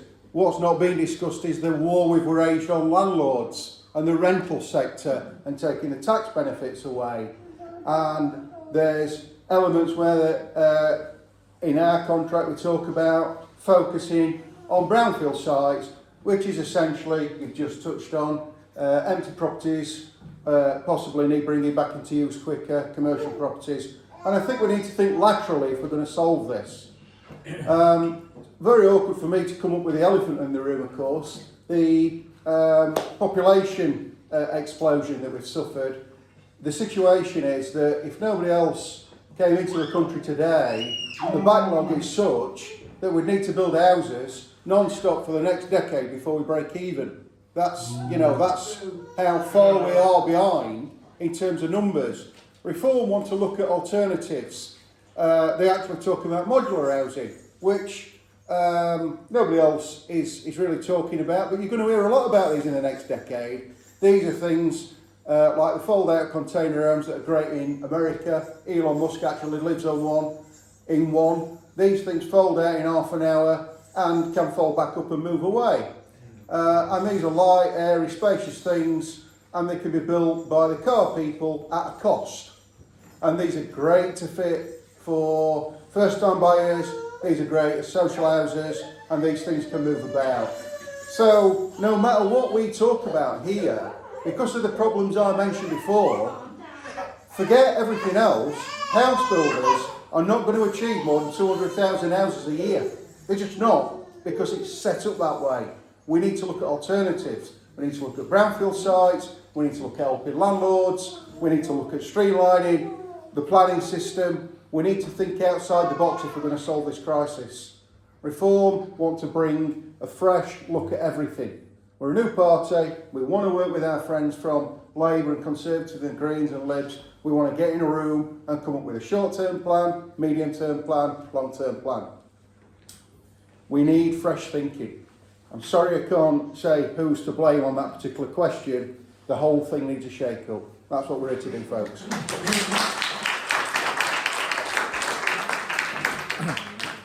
So we're actually pretty good for time. So final question, and I'm going to say I'll give everybody latitude to sort of make your final sort of closing remarks before we then take questions from the audience. On your heads be it. So this is a question from Paul in Clown, and I think this probably sums up what most people are thinking. And Paul says, I relocated to Clown some 33 years ago as its location and rural aspects suited my family's lifestyle and needs. It's reasonably close to the motorway and yet has plenty of open countryside and still retained a village atmosphere. This has served us well over the decades and we've enjoyed countless walks and cycle rides in the area. Indeed, things have been good to very good with the opening of supermarkets, a new health centre, a new community centre and the magnificent Clown Greenway. We're so fortunate to live in Clown. Sorry about the preamble, but love the place. So my question is, how will Clown Garden Village improve my lot? Hello, Stab. Why not? It won't. It won't improve his lot, I'm afraid, for the reasons that we've mentioned. I want to come at this from a slightly different angle, as is my want. When you actually look at housing developments, would you believe, and it's easy to find, there's an award scheme for housing developments in this country. Top 10 best housing developments listed every year. You spend 20 minutes looking at that and you start to understand what good housing projects are. There's also a specialist university that teaches people to design housing places, and that very, very clearly says that all these big housing developments should be stopped right at the beginning, because generally they fail on so many aspects. The roads can't usually cope, the infrastructure can't usually cope, you're swallowing green spaces, they very rarely hit environmental targets on paper, and even if they do on paper, it doesn't translate to the build. So it's actually easy to find examples of good housing projects and what we should be doing. And the award scheme simply points to small projects, usually sub 500, usually 200-300, small, 50 here, 75 there, and they are the better schemes and generally built to fit into the area. The interesting aspect from the university talks about one factor that nobody's mentioned, and that's time. So what you need to consider when you're building a large development is the effect of time, because we're talking about building houses that people have got to live in for the next 50, 60, 70, 80 years. We've got to think of the legacy we're leaving. And when you look back at the old housing estates, what we built post-war, they look dated now, and in worst case, some of them look pretty bad. Then you look at the large housing estates built in the 60s, where somebody must have had a fantastic deal on concrete. So locally look at Batemore, Jordanthorpe, Low Edges, Gleedless. They look horrendous now. They look really bad. You've got rows of prefabs, you've got tower blocks like Grenfell, you've got these funny shaped kind of apartment blocks. So development looks bad after a long time. We're building the latest houses now that look good to us. They're not going to look good in 50 years. And so what the trainers at this university say is that we should be building development in very small blocks, we should be making them fit in, and we should be changing the architecture on these developments so they don't all look bland. Let me give you a couple of local examples. They also say all housing developments should be themed. Let me talk about two local examples that you can think of. One's regeneration, that's Kelham Island, built around a museum. And I used to collect around Kelham Island, and it was terrible in the 80s. But the council put a road in, put a tram link in, cleaned the river up, put spotlights in, cafes started to move in, builders started to move in. It was very flexible on the flat planning. The place looks great now. It's got several hundred apartments there, And I was amazed, I burst out laughing when I read the article, but it was voted last year as the 7th most trendiest place to live in Europe. I couldn't believe it. Callum Island. And so that's themed around the heritage situation. When you look at Burton Waters at Lincoln, this is built around a leisure situation where they've dug out the canal, put boats in, and they've kept that very high end, very aspirational. When you look at the shops there, and this is a council situation, there's no kind of day-to-day shops. You've got solicitors, you've got a bank, you've got an accountant's, you've got a nice antique shop, you've got 2 or 3 cafes and restaurants, all different themes, you've got a yacht club. It's very aspirational. The result is that the people on Burton Waters love living there. The houses don't come up for sale very often and the quality's good. These are examples of small developments done well. The fingerprint on this plan is cold. It's about money. There's no love here or heart here or soul here. I cannot back this as an MP. There's no thought about business, there's no thought about time, there's no thought about people's quality of life. It's an attack on the green belt, which I don't agree with, and it could be done so much better. And it's so easy to find better examples. So when people say to me that we need to work with these developers and designers, I agree we do. I agree we do. But this scheme is poorly put together.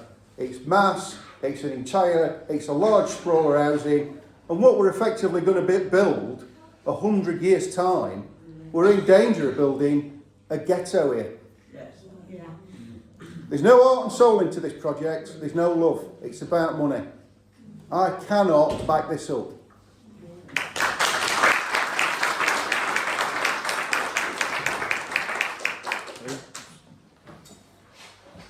Yeah, I mean, I'm not going to repeat stuff because I think every single one of us has made the point that none of us agree with the Clown Garden Village. And our reasons are pretty much the same anyway. I think probably the most interesting part of this question, to be truthful, is actually the preamble. And it speaks an awful lot, and this is one of the reasons why we are having development. And I know I live on the other side of the border in North East Derbyshire in Tupton, but the area is exactly the same as here. It is a gorgeous place to live. We've got the Peak District on our doorstep, we've got countryside all around us, and we're in easy travelling distance of Nottingham, Sheffield, Derby and the M1. And that's one of the reasons why people are moving here. So we've almost kind of got this catch-22 situation where there is a demand to move here, people are wanting to, and of course to do that we're ending up having new houses. I don't agree wholly with Robert's logic, because I think whatever you build now will be out of date in 50 years, it doesn't matter what it is. And I actually live in one of those post-war council semis, and it doesn't look bad, they're fine. But the reality is we do need quality housing. I've also got across the road from me one of those park home modular sites. They're actually okay on paper, but they're horrendous to heat. So what people save in money, they're actually paying out in extra heating bills. So it's a part solution, it's really not an overriding solution. So yeah, we need to focus and prioritise quality, and we need to make sure that it meets the needs of existing residents as well, not just the new ones. And I think that's it. So we need to make sure that whatever development is done takes the whole community in and brings the community along with it. And there will always be people who don't like something. We have to accept that. But yeah, this project, I think it probably will be a ghetto in 50 years' time, to be perfectly honest. And nobody should ever set with that being an ambition or a likely outcome. You should always focus on something that is good for its community, good for the people who will be moving in, and for those who are already here.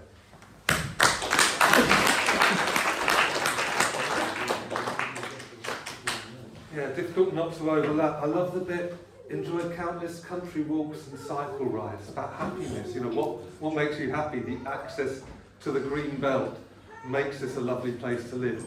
Not being built on these fields makes it a lovely place to live. My dad was an architect. I'm passionate about good architecture. And, to build a building, it's a special thing that should be somebody's home, it should be a great build. There's passive house standards they have in the Green Party especially, we have the materials now and we have the technology to make houses that heat themselves and end up exporting energy to the outside world. And the other thing about these developments is they're low density, because that's what they imagine people want, because it's the way that the capitalism thing works about profit is you want to have to I can be happy when I own a 4-bedroom house with 2 garages, and I'll only be happy when I've got there. And you've got to accept that actually I'm happy here when I can cycle and I can use the local fields, and that's where it really comes from. So we're pandering to the greed. Now you can be happy designing a very good home with very good architects, but this thing about the low density, people think they need low density. It's not true. Like Clown, he's loving Clown as a community because it's high density. When you get these low density things, they'll put shops in, but they're too spread out to support a local shop. Because if you have to get in your car to get to the local shop, you won't go there, you'll go to the supermarket. So by spreading the houses out, you build in the fact that it will be a ghetto, because people just move out. And it's like when you build a big supermarket on the edge of town and all the shops in the city centre follow. You know, if you build these ringing Clown, then you get more and more empty houses in the middle of Clown, and the whole thing is counterproductive. So I'm not sure where my ramble's going. I'm passionate about building good houses. You only build houses once. Don't let them build rubbish on good fields. Only build very good quality houses, high density in the cities. That's the future. Well, Paul, how will it improve your lot? It won't. That's the short answer. There's been an independent assessment that's been commissioned by the council, and my understanding is that the developer of this project wants to put in about £10 million of Section 106 money and wants to build 0 affordable homes. The independent assessment says that they should be putting in about 30 million quid to improve things in the local community and should be giving 10% of affordable housing. So that would be 180 on that development. That's the scale of difference between what the developer wants to give to the community and what the independent assessment given by the council thinks that we should have here. And that's only going to get more pronounced as we go along. I'm going to come to the first point from Paul's question in a second. First of all, I'd just like to thank Dom for setting today up, because I'll do sort of closing remarks.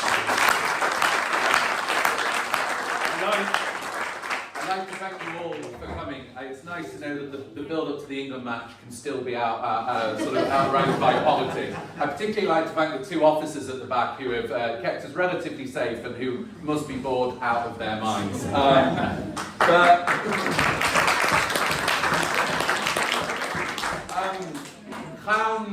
Clown is obviously where I live, and it wasn't determined that we were going to live in Clown. We looked at houses across the constituency. Will and I happened by accident to sort of see a listing for this 2-3 years ago, and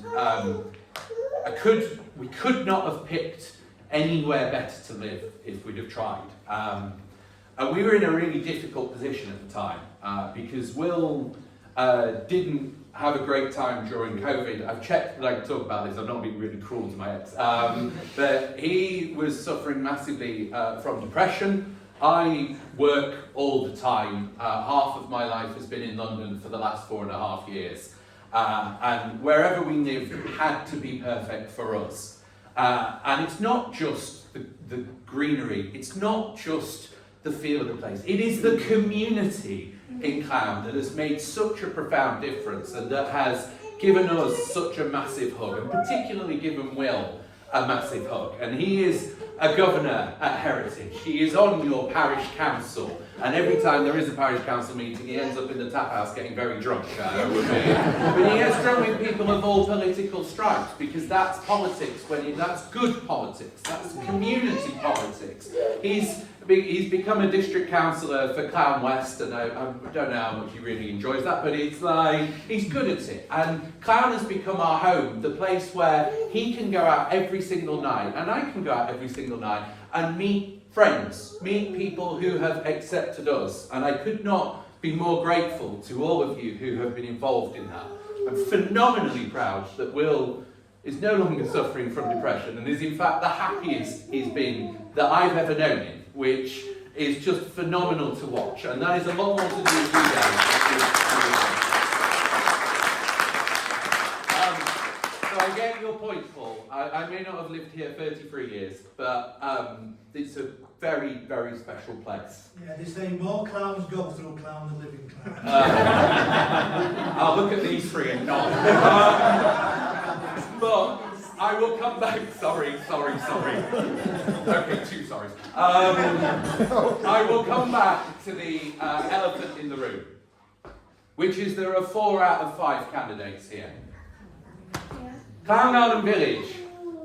If you don't want Clown Garden Village, you need to vote for one of us 4. And only one of us can actually win. So make your decision on the 4th of July. Use it wisely. Because I've been in and out of the details of this development for a long time. And believe me, this is one development of maybe 30 to 40 projects I could do a meeting on specifically. If you're going to be the MP for this area, you need to know your stuff. You need to be able to talk a good game, you need to be able to do the details, and you need to know how to shift things. And I hope as your Member of Parliament over the last 4.5 years, I have done it with honour, I have represented you to the best of my abilities, and I hope that you will re-elect me on Thursday. But if you don't, if I lose on Thursday, do not stop. Do not let them get away with it. Do not let them keep quiet about these issues. Because it's not just that my Labour opponent isn't here. She didn't even respond to the email asking her to come. She deletes every reference to it on Facebook. She doesn't respond to any of the emails. If you want a Member of Parliament that doesn't get in the room, doesn't provide any scrutiny and won't tell you your opinions, then on Thursday, vote Labour. But I don't think a single one of you want or deserve a Member of Parliament like that. So if you want Clown Garden Village stopped, boy, I'm going to be on your side. Vote for me.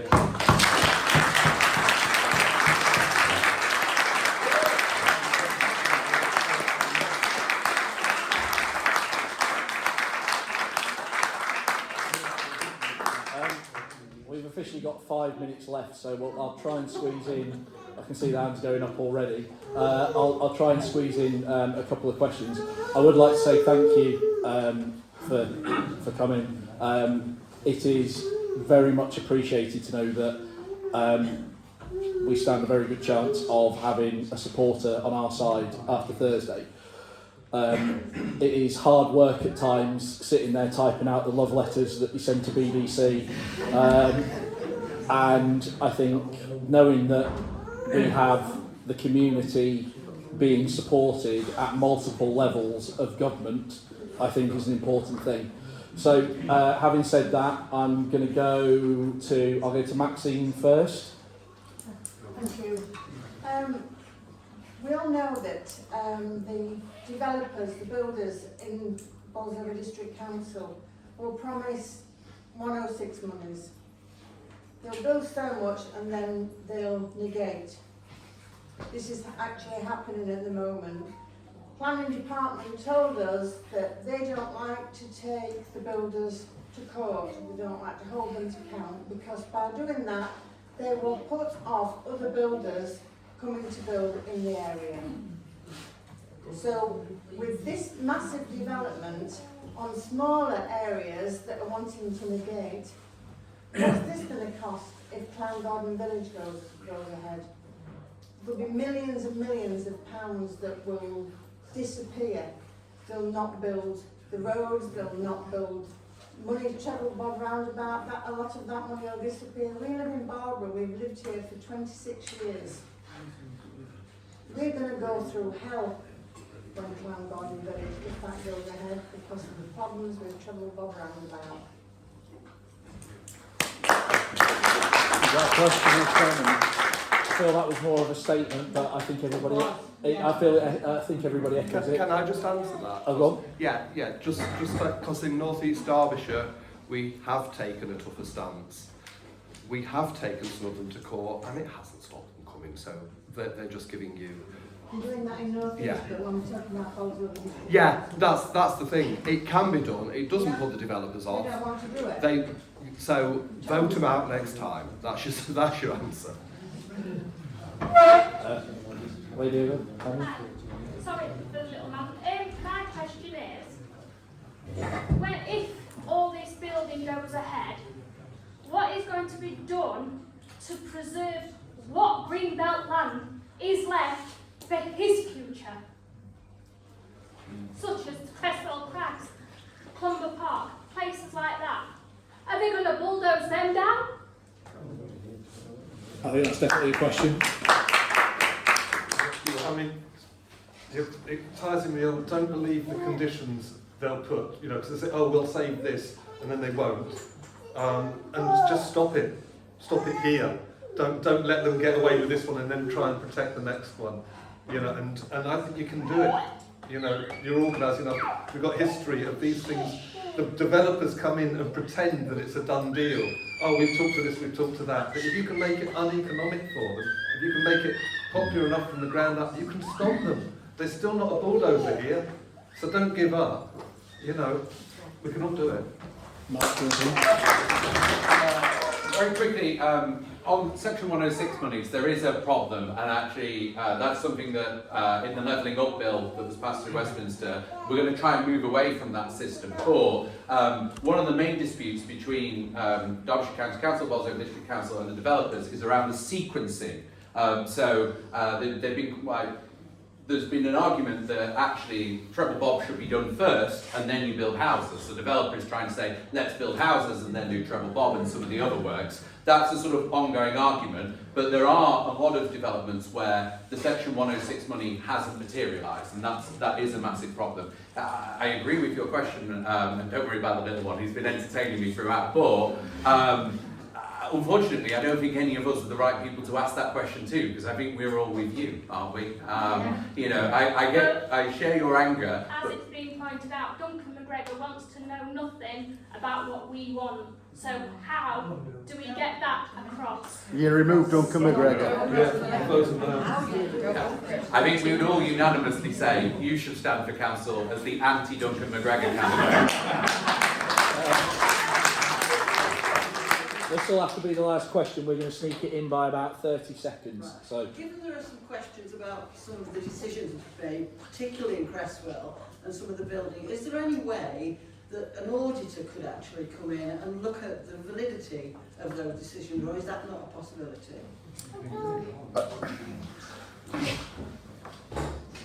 Not sure actually, but I think you can call an audit on the money. I believe we can apply pressure on these local councils from above, and I would be looking at that. I've already resided myself in listening to Mr McGregor that we're unlikely to get on. Mr McGregor said he's not listening to us. I think where you've got councils like that, you need to apply pressure from above and organise from below. I think we need a two-pronged approach here. So I'm not sure if we can actually do that audit, but I think we can do an audit on where the money is, because they're not telling us anything on that.